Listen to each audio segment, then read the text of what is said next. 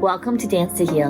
I'm your host, Jenny C. Cohen. Join me as I share stories of how dance and movement can bring healing in a way that is safe and tailored to your life. I'm a cancer survivor, mother of two, and an award-winning performer who found that movement was vital to my recovery.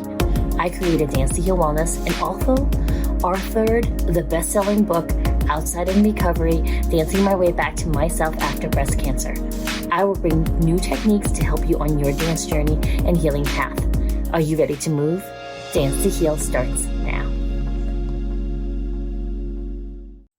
Janessa Finley Ford is an empowerment coach, radio show host, and writer guiding leaders, healers, and high achievers in mindset mastery, emotional processing, and a clear spiritual connection to mastering the art of being human. Through energy psychology and mindset alignment, Janessa inspires you to ignite your inner power and turn your trials into triumph. Oh, wow, folks, you are in for such a special time. Janessa, welcome. Hi, Jenny. Thanks for having me. So please. Yes, excited to be here.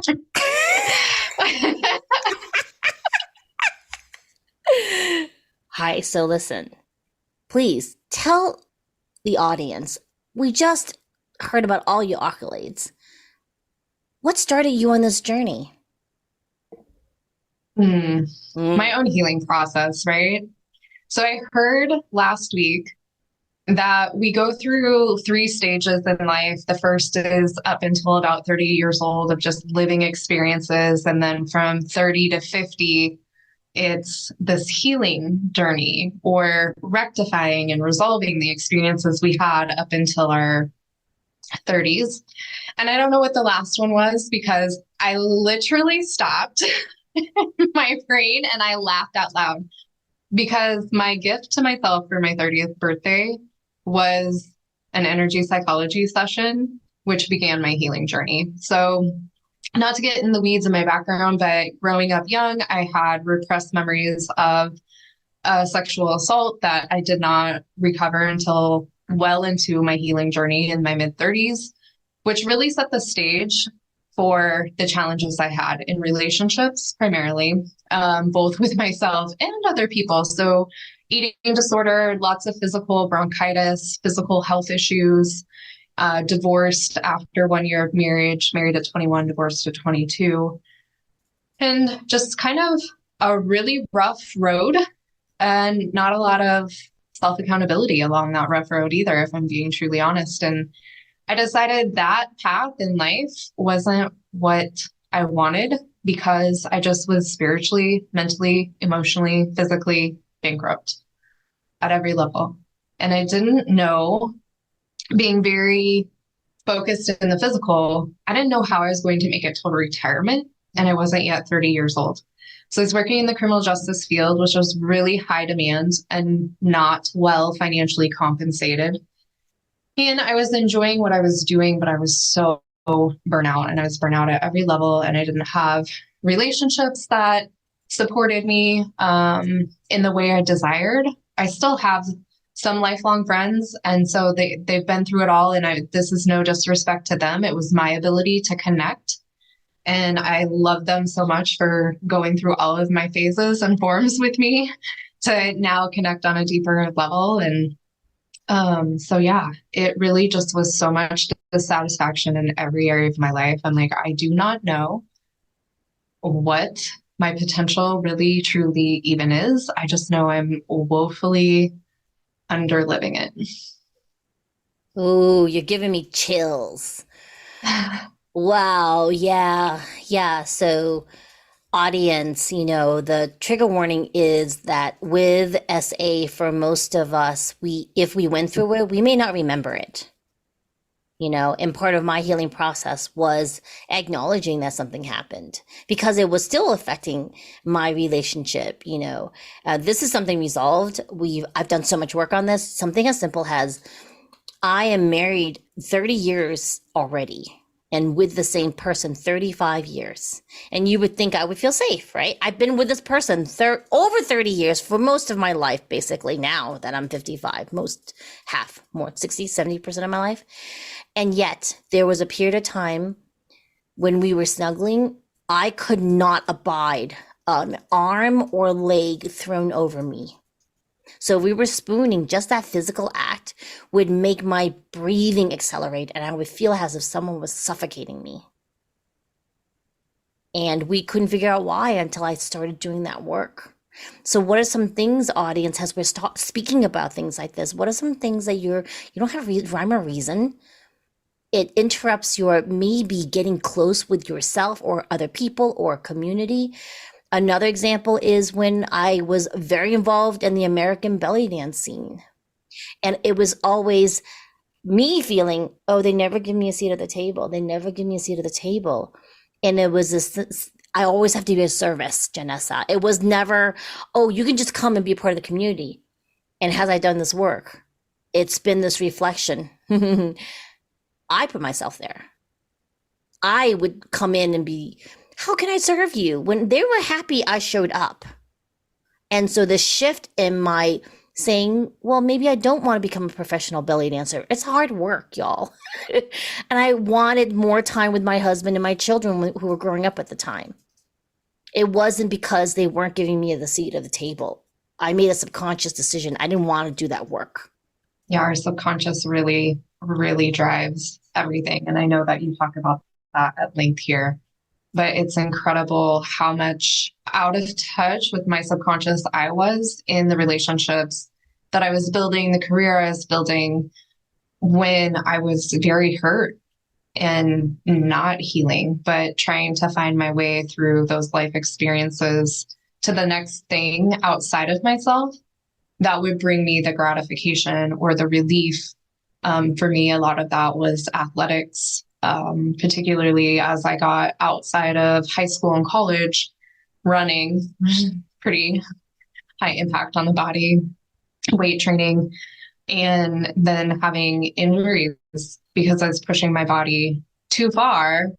This, is being driven from the subconscious because I had such deep-seated pain that I was trying to navigate, looking for something outside of myself, and it provided zero answers until I finally found a way to go within and unwind, unbind, release what was there from the past, and then be able to step forward into the future that I desired.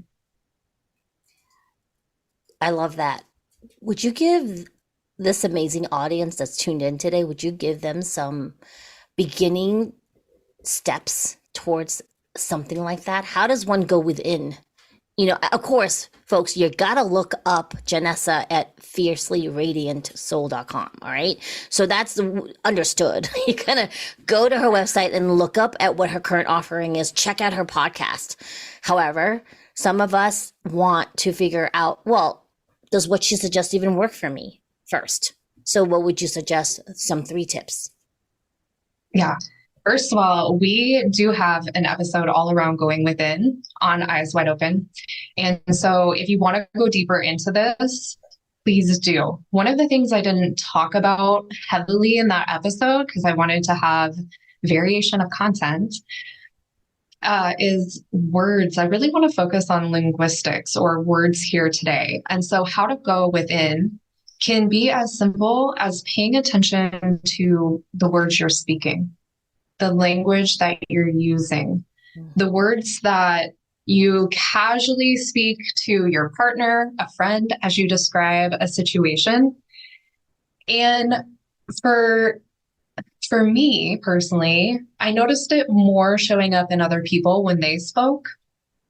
And then I started really tuning into myself and listening to myself, because I would hear other people use these sayings or idioms, no pain, no gain, or all is fair in love and war. And that's something that really commonly, things such as beat around the bush or bite the bullet. There are these sayings that just get intermixed into our language society your homes. I'm sure your parents have common little things they used all the time, but it builds your belief system. And so if you're really coming to a place of relationship where with other people, where your belief is built upon everything is fair in love and war, there's not really any tactics of war I want in your relationships or in love. And I'm not sure about you, but if you really sit and question this, do you really think that everything is fair in war? Like, does this saying really even align with your truth, first of all? So my first suggestion is just listen. Listen to the words people speak. Listen to the words you speak. And another key piece of this is that what you're speaking is also an indication of what's going on internally, because we all have that voice in our head. And based upon personality, some people are going to have a really intense critic. I'm one of those people. Some people will have a really intense critical committee inside their head. So it's not just one voice, it's many. And other people are listening to this right now and they're like, I actually can't imagine a voice inside my head that's always tearing me apart. Mm-hmm. So some of it could be who you were raised by. Some of it can for sure be personality.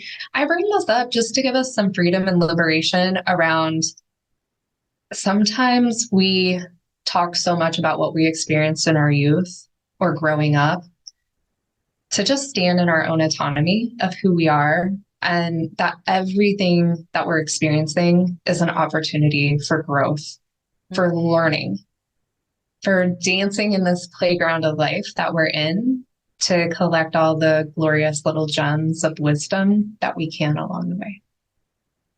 So I just wanted to break that down a little bit too, because sometimes the personality structure, which is not permanent, guys. If you're listening to this, personality can be refined and rewritten, just like all of the traumas or experiences you've had in the past. But what you're saying, what you're speaking to other people is a small indication of what's going on inside. And the majority of people I work with, Jenny, I would guess this is the same, but I would love for you to weigh in on this. They actually approached by a friend seeking the same advice from them. They would actually be giving their friend different advice than what they're berating or telling themselves inside of their head. Oh, that's a good one. That's a good one. So when I say it's an indication, an indication of what's going on inside, it's usually not actually a true mirror or projection in that way. We're typically much harder on ourselves than we are other people. So what you're speaking out loud will just begin to peel back the curtain for you to really get in tune and in touch with, are you your best friend? Are you building yourself up? Or are you tearing yourself down? Because you are you everywhere you go. Yeah. So if you're constantly on your own back, things are going to be much more challenging than if you show up with grace, love, and compassion for yourself. Mm. And all of that is words, guys. All of that is words, because what we're speaking internally in our head is also words. Love it. So the second tip, I've already alluded to really, but I think that it is so profound and it can create so much liberation. It is its own point to be made. And that's to question. Question what you're saying, what you're thinking. Is it truth? Maybe it was truth 5 minutes ago. Maybe it was truth a month ago. Maybe it was truth 20 years ago. But is it your truth now? Do you want to continue to carry that belief, or is it time to rewrite it? So really constant self-inquiry is going to really move mountains with your relationship with yourself. Because you'll catch yourself doing things and you're like, this doesn't make any sense. I want to, have, this was me. Okay. Literally, true story. I want to have a relationship. I want to have a long-term, committed, safe, secure, passionate, fulfilling relationship. I'm going to get on a dating app to meet a friend. I just want to go to some new places I've never been before. I might find a new restaurant or location in town that I'll enjoy visiting. I might meet a lifelong friend because I had previously met a lifelong friend on a dating app. We never ever dated. It was completely platonic, and I'm so grateful for their friendship. So this is me. I want a relationship, and I'm going to get on the dating app just to hang out with some people.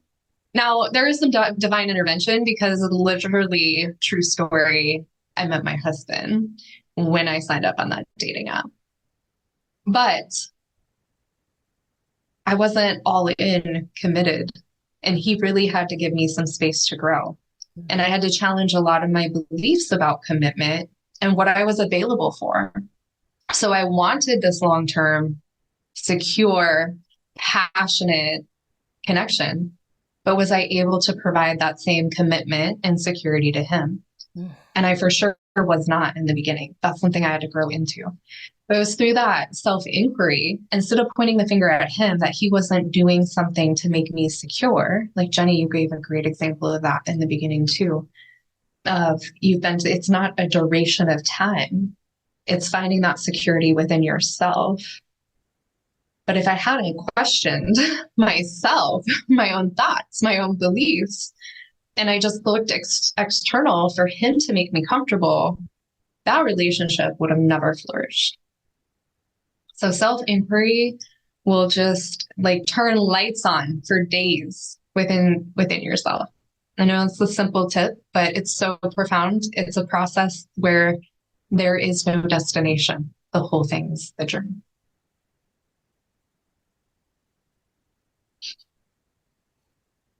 So then the final point for you guys, number 3, it's more than just a word.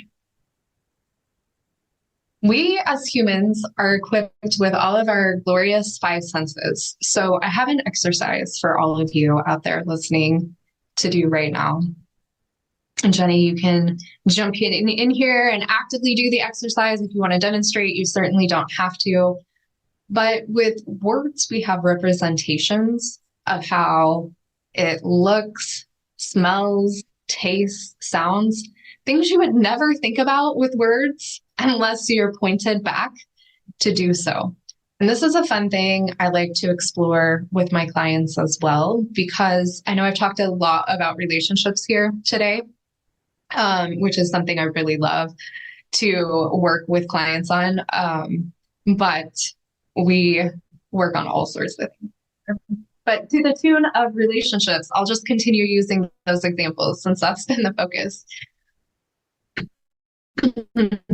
When I work with individuals who are wanting, similar to what I wanted, this passionate, secure relationship, I'll ask them, what is marriage to you? And you get the idioms, right? Oh, it's the old ball and chain. Oh, really? In your relationship, do you want someone weighing you down, a ball and chain that you're dragging around behind you? Think about that literally and not figuratively. Or do you want someone that lifts you up and supports you and compliments you, brings out your strengths, helps you build upon your weaknesses, probably compliments you so that you fit together like a puzzle piece. So your weaknesses are their strength and vice versa. And together you're a stronger team. Or do you want a ball and chain? But then I'll ask them, what does marriage feel like? Does it feel heavy? Does it feel light? Does it feel supportive? Does it feel like a warm, cozy blanket? Does it feel like a prickly porcupine? We all have representations of words connected to our senses. And then what does it smell like? Does it smell putrid? Does it smell like rotten eggs? Does it smell like your favorite candle? What does it smell like? And what does it taste like? Is it sultry, sweet? Is it your least favorite vegetable in the entire world? Is it that curdled milk? that you failed to look at before you poured a glass and took a drink? What does it smell like? And what does it sound like? Does it sound like a sweet symphony? Does it sound like raging rock and roll, heavy metal? Does it sound like nails on a chalkboard?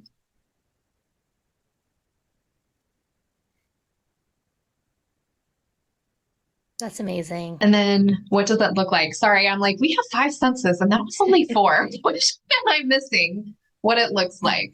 So the last one would be what it looks like. And then having the ability, and you guys, if you're doing this exercise now, go ahead and breathe, because I'm setting the intention here and doing the integrations through your energy system to be able to erase any of those negative connotations and representations that your senses hold for that concept of marriage.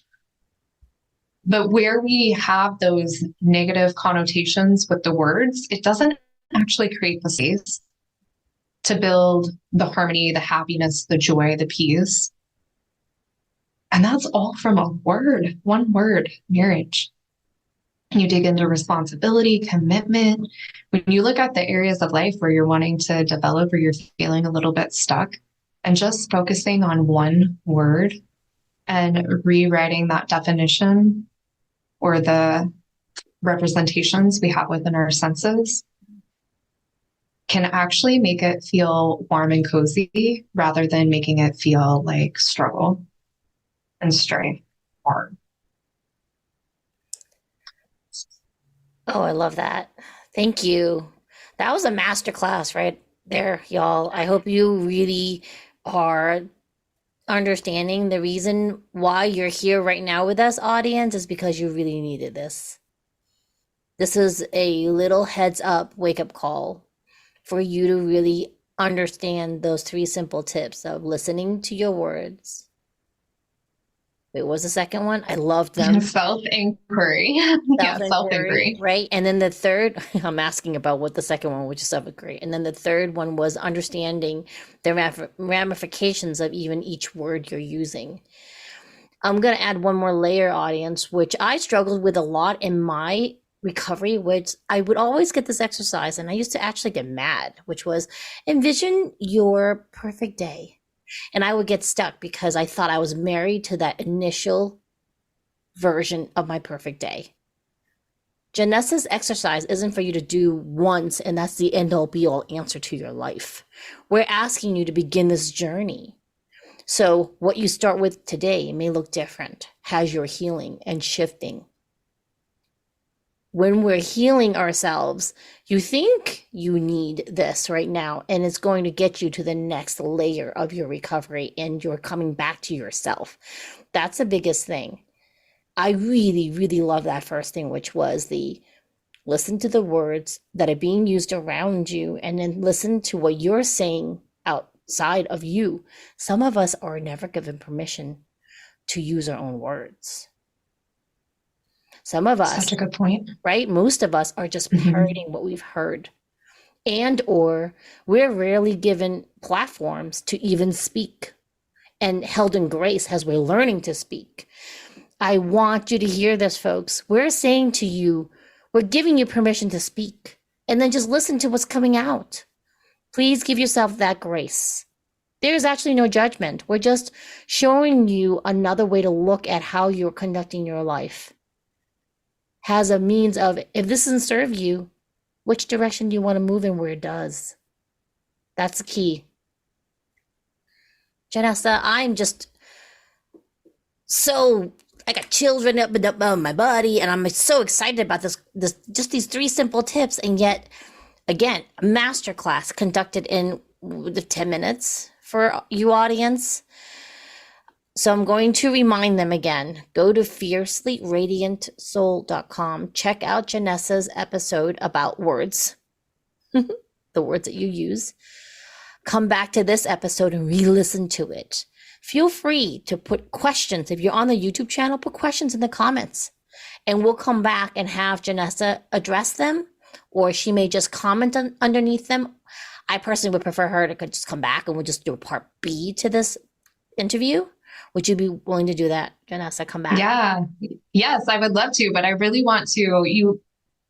You're always so on point, but to the theme of dropping the comments, like give yourself permission to use your words. Like Jenny is saying, we've never had permission. Give yourself permission. Use your words to ask questions so we can go deeper.